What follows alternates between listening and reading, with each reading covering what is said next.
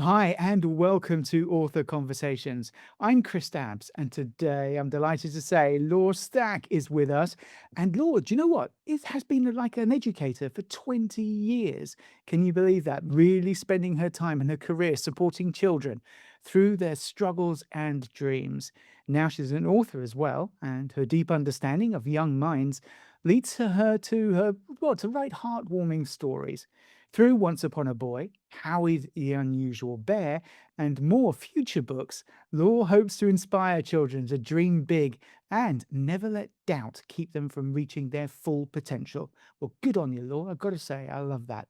So, first of all, we've got Once Upon a Boy with Howie the Unusual Bear, the leaf that went on an unexpected road trip. I mean, yeah, you really are prolific, aren't you, as an author? Well, I've always wanted to write, and I became a teacher instead, and I didn't have time to write. And so as soon as I retired, it was like, and I was working in the classrooms and I saw immediate needs and I saw things that were blocking kids.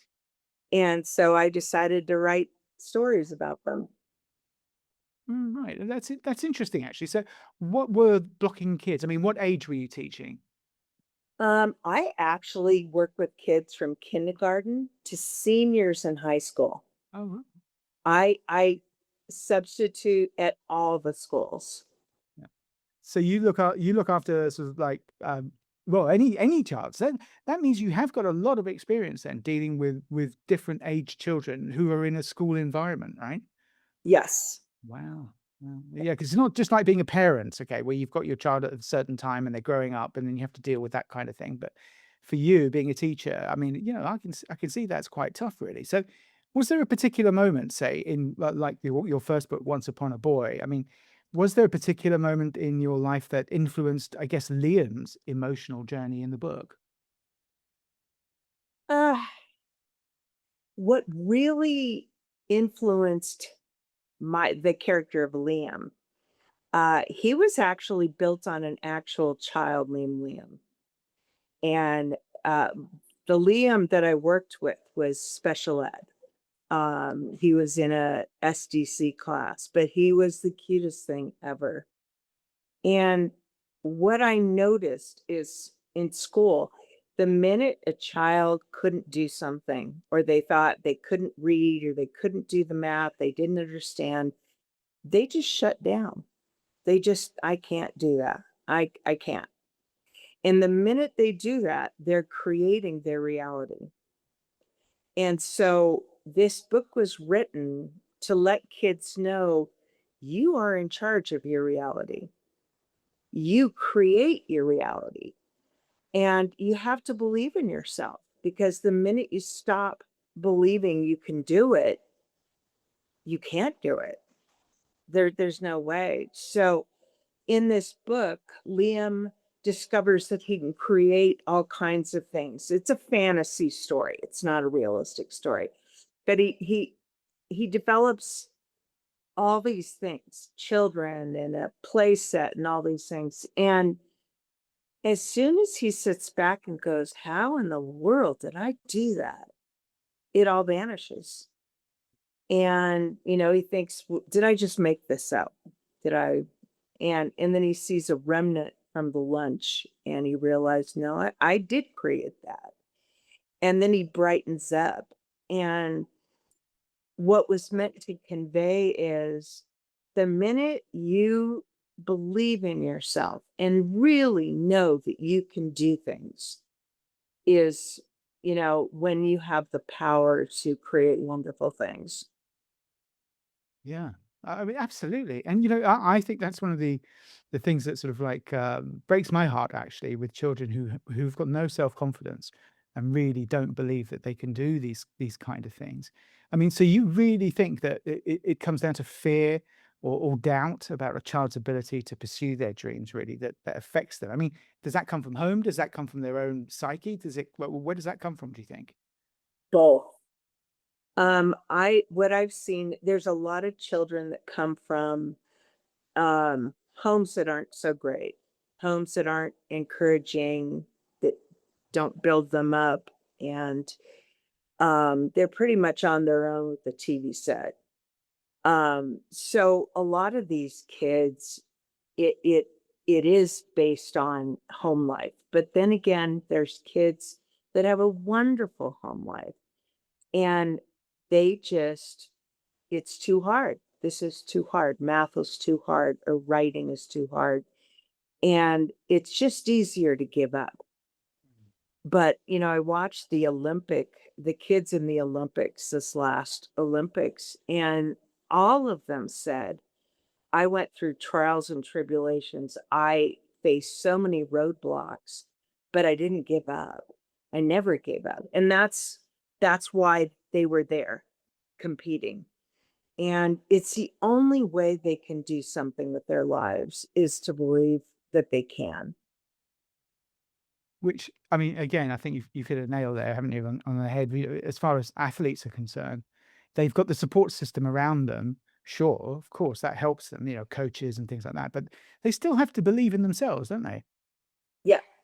And children, even if they don't have a home, you know, rah-rah team that's spurring them on, at school, luckily, most schools have dedicated staff, whether it's teachers or other people that work there.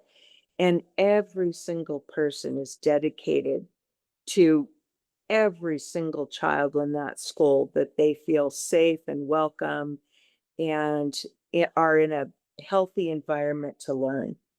Mm. And so, well, that's interesting. So Liam in the book has pushed himself forward and done things now and believes, I guess, in himself. I mean, what sort of advice do you think that Liam would give to people who ask him if who are discouraged, maybe children who are discouraged? What do you think he'd say to them? Don't give up. Don't give up. Don't ever give up. Um, every dreams are what propel people through life. I mean, from very little kids, they have dreams and goals. And it's so important that they know that they are exactly where they should be and that everything will work out all right. But they have to try. They have to take on difficult things because that's life. And so it's nice that most children, I can say, have mentors at school that are propping them up and going, "You can do it. You can do it." But they just need to believe, don't they? Oh, it's just so sweet. Yeah, well, that's down to adults as well, isn't it, to help them along? But yeah, it's a shame that sometimes the home life gets in the way of that. But okay, everyone listen. I mean, that's got to be a really good thing. And just quickly on that, I mean, what sort of conversations are you having with readers, through reviews and things like that that have moved on? And have you had some positive stuff regarding family moving on with these sort of things? Yes. Well, I've shared these stories with children before they were ever published. And and they always had a good reaction. They always understood that this book was there to help them realize that they have potential. They all have potential, no matter what their strengths and weaknesses are. Every child has value and potential to do something. They just have to feel good about themselves. Because when you don't feel good about yourself, you're just kind of muddling through and um so those are the kids that I kind of watch out for when I'm teaching. Yeah, those are the kids. Well, that's good to hear. Oh, excellent. So talking about that muddling through and everything, on to book two then. We've got Howie the Unusual Bear. What can you tell us about this one? This one also originates from the idea that today kids are so unique, very, very different than when I was in school. I mean, when I was in school, no one had purple hair. No one wore crazy outfits that I can remember. And the kids today, they're so different. And the way they dress, the way they appear to their peers, and it can produce a lot of bullying. And what that stems from is I don't understand you. I don't understand your look. I don't understand how you talk, how you feel, how you think. And so I'm just going to avoid you. And I think it's so important if kids embrace who they are. This is who I am. This is what I love. This is what is important to me. And they just, again, they don't give up. They stand by. Howie, he's friends with everyone in the forest, not just bears, but he doesn't live like other bears. He builds his own log cabin. He has his own garden, so he doesn't forage for food. And yeah, he sleeps in a bed. He has a library. He snowboards, and he keeps himself quite happy. And he's looking for his bear. He's looking for his person. And in the meantime, he makes his life as happy as it could possibly be. That's what we all need to do, as to just know who you are as a person, and that has value. And it coming from my own life, um, I mean, I was bullied as a kid, and I had to just get through that. And actually, what I did, if I had time by myself and there wasn't anybody to play with, I would write. I would write. I would research animals, plants, and I'd make my own books. So that's where the writing career started. But I totally understand uh, the kids that are different. And the kids, they want to be accepted for exactly who they are and know that they can be successful, whoever they are, because everybody has strengths and weaknesses, and we need to use those strengths and build up the weaknesses. Yeah, that's so interesting. I mean, people are changing, aren't they? I mean, and school is very different. From when I grew up, and obviously, as you were saying, when you grew up. I mean, you even watch now, TV shows about, say, school days, as it were, and you look back at the ones, and everyone's regimented, they all fit in, don't they? And then you've always got the loners, the ones or twos who never fit in, and they're really upset usually, right, in a film, right, in a movie. Yeah. So how do you think that Howie's story, can help children to, and teens as well, right, become kinder towards others and perhaps not so dismissive or nasty or unaccepting? How do you think Howie can help with that? Um, I wrote it for young children on purpose. So starting in kindergarten, they know that whoever they are is just okay. It's fine. And that they're going to go somewhere, that they're important. Their ideas, their feelings are important. And they can use these things to get through school in really creative ways. Because the kids that aren't academic, they find other ways. They find theater, they find um, woodworking, they find automotive, or whatever in high school, printing. I'm thinking of all the classes that are available. And there are so many opportunities, especially with AI, for them to do so many different kinds of things. So, we need all those different viewpoints. We need all those different ways of looking at the world, because that's what, you know, m- makes the world go round, is we're all different. Yeah, yeah, that's true.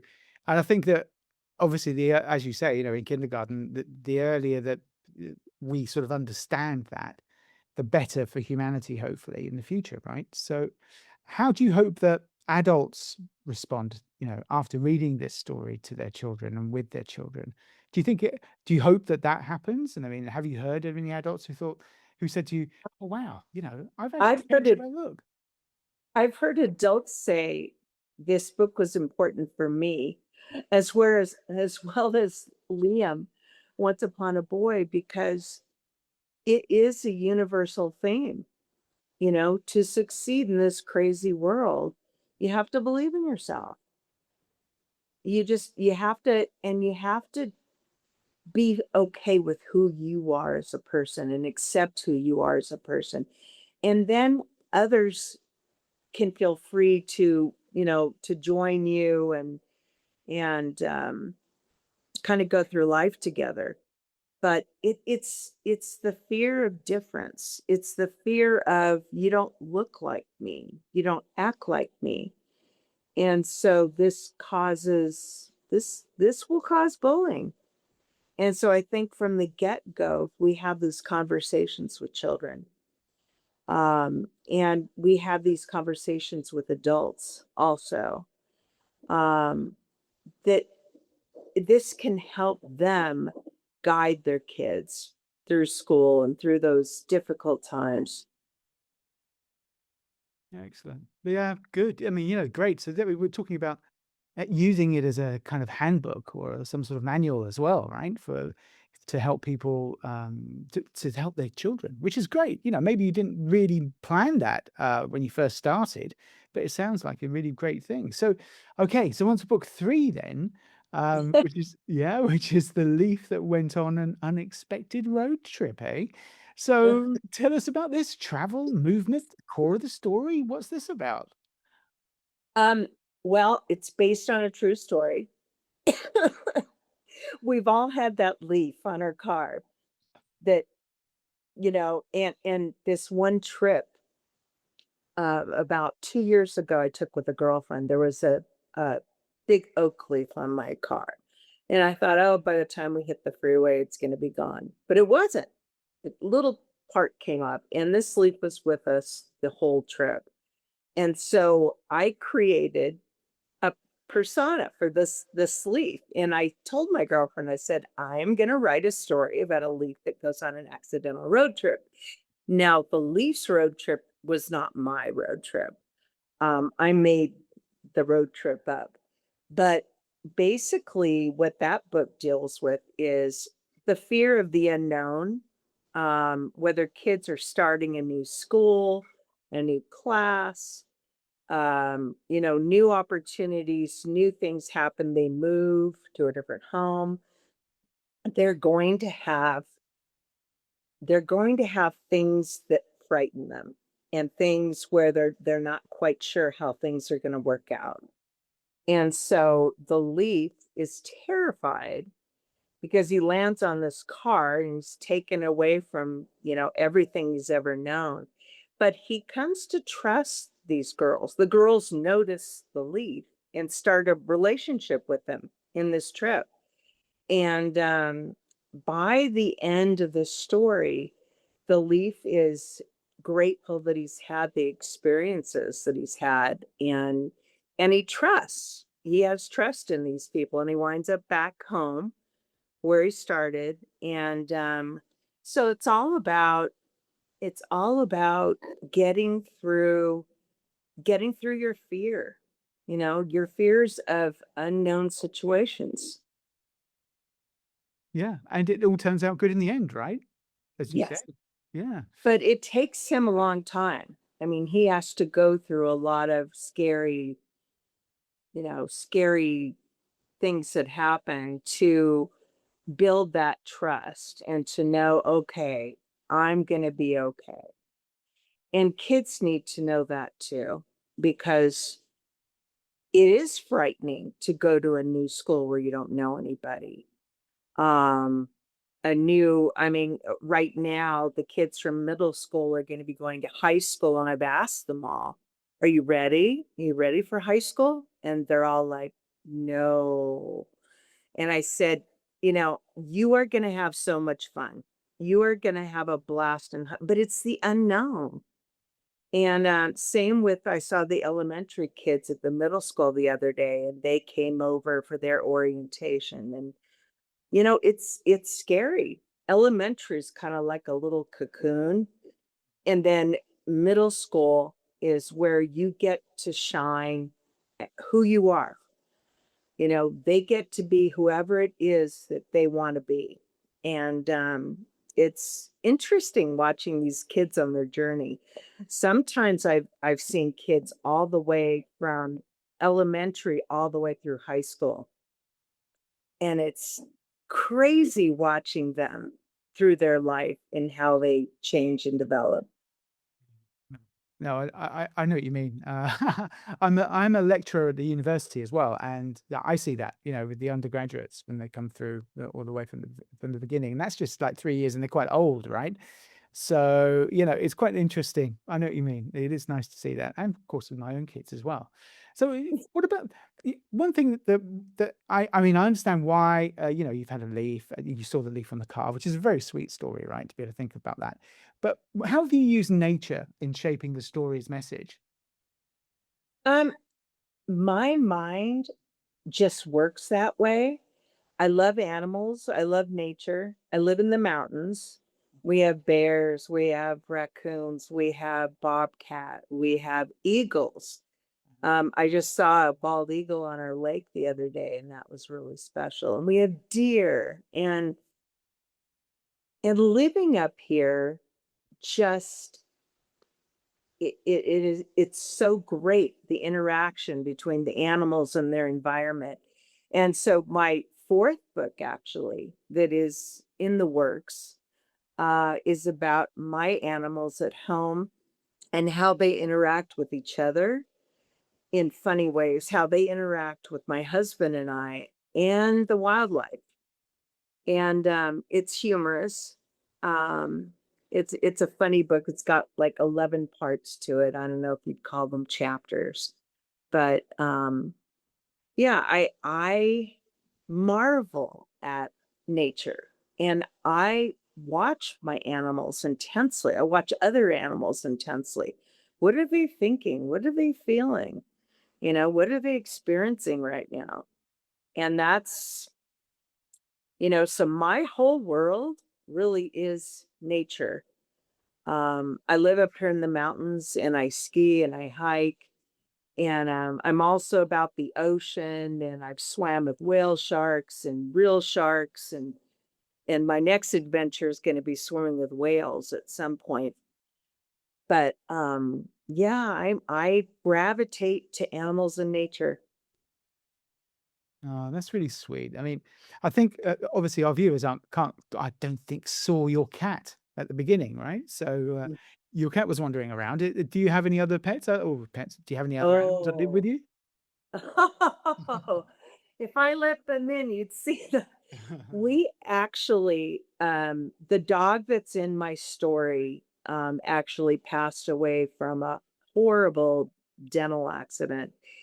We dropped the dog off at the vet to get a tooth removed, and they gave him too much anesthesia, and he passed away, and he was like 6 years old. So we didn't have a dog for over a year, and then we're convinced that the spirit of our old dog could lead us to whatever dog we were going to have. And we went to a shelter, and as soon as my husband saw this one dog, he started crying, and he said, "That's the dog." And I said, "Okay." So we brought her home, named her Lexi. She was pregnant. Nobody knew. Oh my gosh. So it's like, surprise. In a couple of months, we had 5 puppies. Yeah. So we kept 2 of them. So we have a mini dog pack, and I've got 2 cats, and, yeah, it's quite the household. Yeah, I bet it is, right. So I can understand where you're talking about the interacting, with the other animals interacting with the family animals, each other, but I guess, and then the wildlife as well. For readers who don't or listeners who can't get, living in the mountains with bears, going into town and like rummaging through garbage bins and all that sort of, and raccoons and all that. It sounds lovely, I've got to say. I am blessed to live here. I am truly, truly blessed to live here. Yeah. Absolutely. So, okay. I Well, have 2 oth I have 2 other books hmm. that I can tell you about that are Yeah, in the works please do, as Laura. Yeah. well, because I'm just once I started writing, I didn't stop. Mhm. Mhm. And why not? But Yeah, exactly. I like weird stuff. I mean, my mind is just it's kind of that of a child, but, have you ever heard of a cryptid? No, no, I haven't. No, go on. A cryptid is like Bigfoot. Oh, right. Okay. Okay, so a cryptid is a creature that people have seen, a lot of people have seen, but hasn't been scientifically proven. And so I'm fascinated by these kinds of things. And so I researched the United States. Every single state in the United States has about 5 cryptids. Almost every state has a lake monster, Bigfoot, and flying things, and it's crazy. Hooray. Yeah, so that book is coming out, and that book will have like 250 pictures in it of the weirdest stuff you've ever seen, literally. And then I love sharks. I love being underwater, and so I wrote a book, Sharks, and it goes into the 8 orders of sharks and the different sharks that are in each order, the characteristics of them, from teeny to large to ancient. I mean, there's an ancient shark out there right now and several hundred years old. Oh, And it's just fascinating. So, and that will have about 100 pictures in it as well. well, wow. Honestly, Laura, I mean, I can just imagine your life. Well, can I? Yeah, I think so. Just a little bit. So you're writing, you're enjoying yourself. You've got the raccoons coming along and asking you for some food. Just, like they Bigfoot. do in Disney. They come up, that sort of stuff, right? So Yeah, no, oh my gosh, that sounds weird. You need to tell everybody which state you live in. California. Right. Okay. North or south? Well, north, I guess. Southern California in the mountains. I live in Lake Arrowhead Oh, okay. Right. Right. by a really pretty lake. Oh gosh, it sounds Yeah, beautiful. I'm so blessed to live where I live. And the kids up here, they're so blessed because when I taught down the hill, a lot of the kids had never seen snow. They'd never seen things. And I used to take them on personal field trips so that they could see snow, so that they could go hiking, they could do things that they had never done before. And so I look at these kids and it's like these kids are snowboarding for PE, you know? And so it's like a different world up here. Mm. Oh, sounds great. Well, it's always a way. I get into a conversation and then we end up running out of time, and it's so annoying. But let me just ask you one more question, okay? And then you can give us a recap of all your books if you don't mind. Um, Sure. Okay, well, the three stories that we've mainly talked about today, which you can obviously recap briefly on in a second, they all explore growth, right? They all explore self-discovery, acceptance, and understanding people. But one of the things that I wondered really was you've got Liam, you've got Howie, and you've got the Leaf, right? Mhm.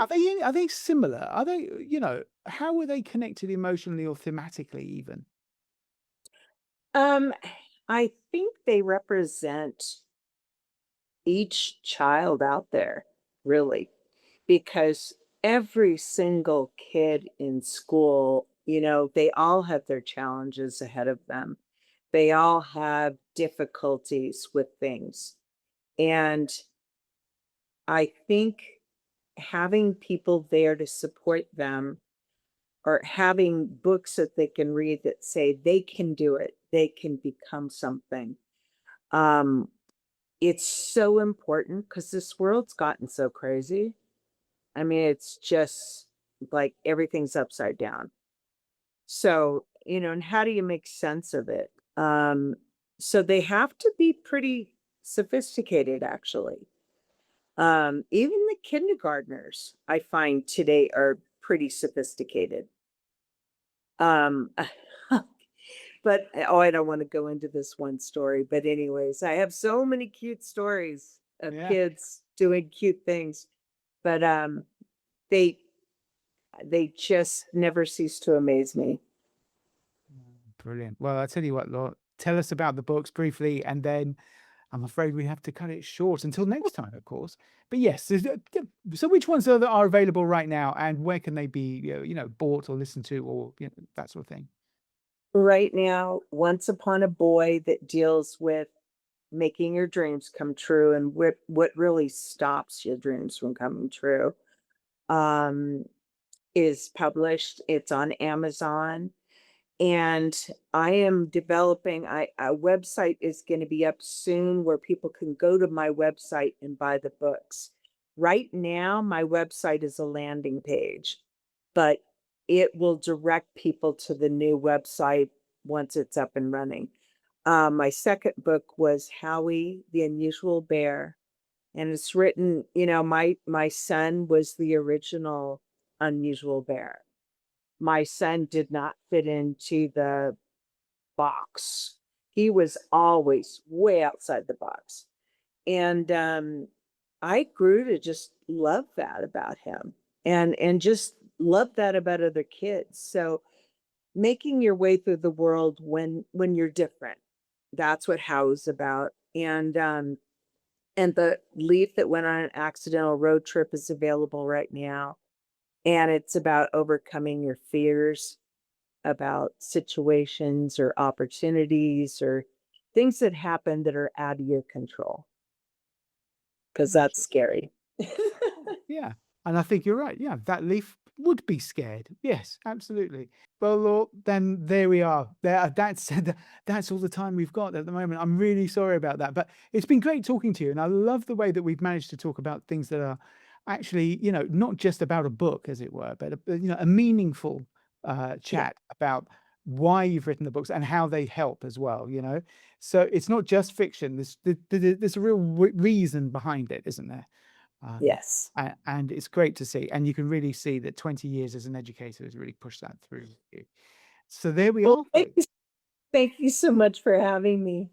No, no, not a problem. It's been an absolute pleasure, Laura. It's been lovely to meet you. Well, thanks again. I hope we meet again soon. Me Yeah, too. and yeah, well, have a great day, and I'm very jealous about where you live. So, Okay. take All care. right. Bye. Thanks. Bye bye. If you enjoyed this conversation, you can watch more author conversations here.